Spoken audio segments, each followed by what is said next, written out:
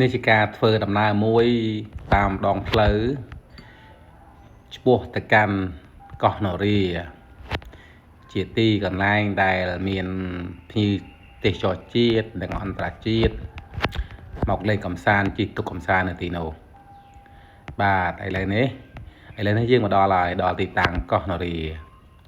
ជាទីកន្លែងដែលយើងជិះទូកកម្សាន្តហើយយើងបានមើលទៅខាងដីគោកវិញគឺមានអុចភ្លើងបំភ្លឺពេលរាត្រីស្អាតណាស់មើលទៅដូចយើងនៅក្នុងមហាសមុទ្រចឹងហ្នឹងចឹងបើមានពេលទំនេរគួរจะឆ្លៀតពេលមកលេងខ្លះដើម្បីលំហើយអារម្មណ៍